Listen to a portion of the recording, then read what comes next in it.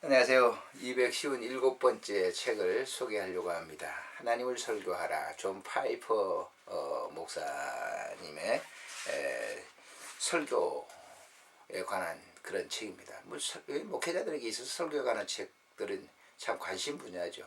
참 수천 종이 아마 나와 있을 겁니다. 저도 그런 책들을 이렇게 많이 봅니다만은 정말 그 책들을 읽어보면은 뭐 가슴 뜨거워지는 그런 책들이 있죠. 근데 그 가운데 이 책도 정말 가슴을 뜨겁게 하는 책입니다. 좀 파이퍼 목사는 이제 베들레헴 침례 교회를 사역하면서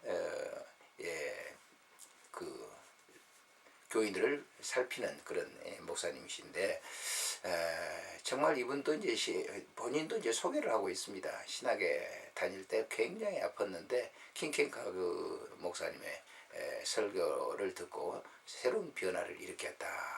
그래서 이제 설교에 할 때는 반드시 사람을 내세우는 게 아니라 하나님을 내세우라라고 하는 뭐 정의죠.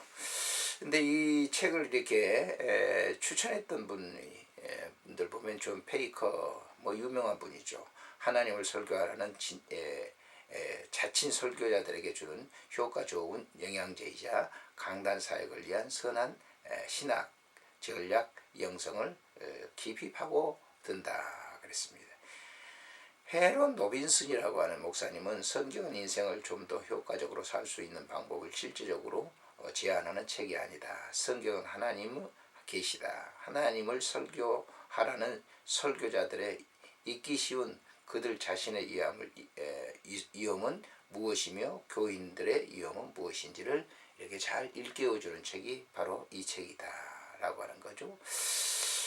브라이언 채플은 존 파이퍼는 메시지를 전할 때마다 그 어떤 방법보다 하나님을 높일 것을 예언자의 열정으로 외친다. 이것은 타락한 세상의 눈길을 끌 수 없을 만큼 단순한 길이며 신선한 설교자라면 무시할 수 없을 만큼 강력한 길이다 라고 하는 얘기를 했습니다. 이분이 이제 이렇게 첫 판에 나와서 이제 많이 책이 이제 팔렸죠.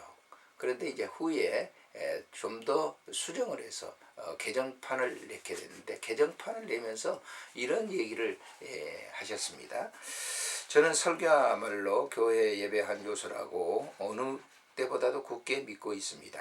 설교가 곧 예배입니다. 교회의 크기와 상관없이 교회의 정기적인 예배 생활에는 반드시 설교가 포함됩니다. 작은 교회라고 해서 대화나 나눔으로 설교를 대신하지 못하며 초대형 교회라고 해서 요란한 선전으로 설교를 대신하지 못합니다. 설교한다는 것은 곧 하나님의 말씀, 성경 본문을 설명하고 그 말씀에 환호함으로써 예배하는 것입니다. 교회 전체 예배에 설교가 있어야 하는 것은 신약 성경, 교회는 한 몸이라는 맥락에서 말씀을 전파하라고 명령하기 때문이기도 하지만 예배의 두 가지 본질의 설교를 요구하기 때문에 그렇습니다. 이 두 가지 본질은 하나님께서 자신을 계시하는 방법에서 비롯된 것으로서 조나단 에드워드는 다음과 같이 설명을 합니다. 하나님은 두 가지 방법으로 피조물 앞에서 영광을 받으신다. 첫째는 그들의 이해력에 자신을 나타냄으로써 영광을 받으신다. 둘째는 그들의 마음에 자신을 전해줌으로써 자신의 나타남을 기뻐하고 즐거워하며 누리게 하심을 영광으로 받으신다. 자신의 영광을 보여주심으로 영광을 받으실 뿐 아니라 그 영광을 기뻐하게 하심으로 영광을 받으신다. 피조물이 단순한 영광을 보기만 하는 것이 아니라 그 영광을 보고 즐거워할 때 더욱 영광을 받으시는 것이다. 하나님은 이해력과 마음 아우르는 온 영혼에게 영광을 받으신다. 참된 예배는 항상 두 가지 측면, 곧 하나님을 보는 것과 하나님을 음미하는 것이 있습니다. 이 두 가지는 서로 분리될 수 없습니다. 하나님을 음미하려면 하나님을 보아야 합니다. 하나님을 보고서도 음미하지 않는 것은 그분을 모욕하는 행동입니다. 참된 예배는 항상 지적인 이해와 마음의 느낌이 따르게 되어 있습니다. 항상 이해가 느낌을 받쳐주어야 합니다. 그렇지 않으면 모든 것이 근거 없는 감상주의로 전락하게 됩니다.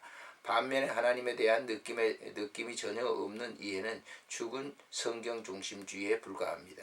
그래서 성경이 내내 한편으로 생각하고 숙고하고 묵상하려고 하라고 하면서 또 한편으로는 즐거워하고 두려워하고 애통하고 기뻐하고 소망하고 좋아하라는 하고 하는 것입니다. 참된 예배는 반드시 이 두 가지 측면이 모두 있어야만 합니다. 참 예배를 드릴 때 하나님의 말씀을 설교의 형태로 전달하는 것은 참된 설교가 그 방식의 목적에서 두 측면을 일관되게 결합시켜 주기 때문입니다. 바울은 디모데후서 4장 2절에서 디모데에게 말씀을 전파하라고 명령합니다. 여기서 전파하라는 전하라, 알리라, 선포하라는 말입니다. 단순히 가르치라, 설명하라는 말이 아닙니다. 옛날 성읍의 관원들이 소식을 외쳐서 알렸듯이 알리라는 말입니다. 들으시오 들으시오 들으시오. 왕의 충성을 맹세한 모든 백성에게 선포하는 좋은 소식이요, 왕의 아들을 믿고 사랑하는 모든 자에게 영원한 생명을 주실 것이요, 저는 이것을 환호라고 부릅니다. 설교는 자신이 전하고 있는 진리에 공적으로 환호하는 것입니다. 무덤덤하거나 냉담하거나 중립적인 태도로 전해서는 안 됩니다. 그저 설명만 하지 않습니다. 듣는 이들에게 흥분될 정도로 눈에 띄게 열광하며 전해야 합니다. 그러면서 교훈도 합니다. 디모데후서 3장 16절을 살펴보면 이 점을 알 수 있습니다. 성경은 교훈하기에 유익한 책입니다. 디모데후서 4장 2절의 이후에도 보아도 알 수 있습니다. 너는 말씀을 전파하라. 오래 참음과 가르침으로 경책하며 경계하며 권하라. 설교는 단순히 강의만 하는 것이 아닙니다. 하나님의 말씀을 다루는 것입니다. 참된 설교는 단순한 사람의 의견이 아닌 하나님의 말씀을 신실하게 강의하는 것입니다. 한마디로 강의하는 환호인 것입니다. 결론적으로 교회 전체 예배 설교는 꼭 있어야 하는 이유는 오직 설교만 이해와 느낌을 채워주기에 적합하기 때문입니다.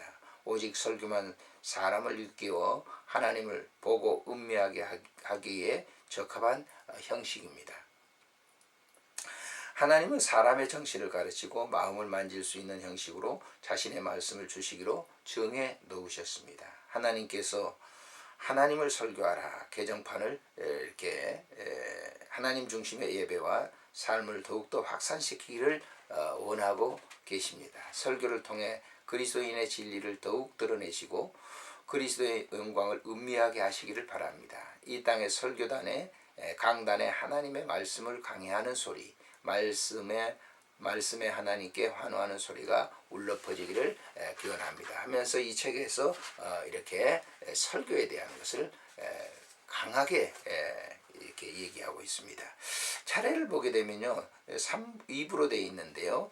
1부에서는 왜 설교에서 하나님을 최고로 높여야 하는가라고 하는 1장의 설교의 목적, 하나님의 영광을 위해서, 2장에는 설교의 토대, 그리스도의 십자가, 3장에서는 설교의 은사, 성령의 능력, 4장에서는 설교의 진지함과 즐거움이, 제2부에서는 어떻게 하나님을 최고로 높이는 설교를 할 것인가, 조나단 에드워드의 목회에서 얻는 지침을 소개하고 있습니다. 5장에서는 하나님을 중심에 두라, 에드워드의 삶에 대해서, 6장에서는 감미로운 주권에 복종하라, 에드워드 신학에서, 7장에서는 하나님을 최고로 높여라, 에드워드 설교에서, 거룩한 감정을 불러일으키라, 정신을 깨우치라, 성경에 푹 잠기라, 비유의 이미지를 사용하라, 위험하고 경고하라, 반응하도록 고소하라, 마음의 움직임을 파헤치라, 기도로 성령께 굴복하라, 상한 심령 온유한 심령으로 전하라, 치열하게 전하라. 결론 이 부분입니다. 네, 2부에서는 이제 조나단 에드워드의 그 목회 사역에 참고적으로 그가 얼마나 설교에 힘썼는지를 알 수가 있죠. 혹자는 이제 조나단 에드워드는 골든 마우스라고 그러죠. 황금의 입이라고 얘기를 합니다만은, 뭐 우리나라에도 각선희 목사님 같은 그런 얘기를 합니다만은, 조나단 에드워드도 그런 그 분이었습니다. 그래서 이 존 파이퍼는 이 조나단 에드워드를 소개하고 있는 것이죠. 아무튼 이 책이 설교자들에게 있어서 매우 중요한 그런 그 의미를 주는 책입니다.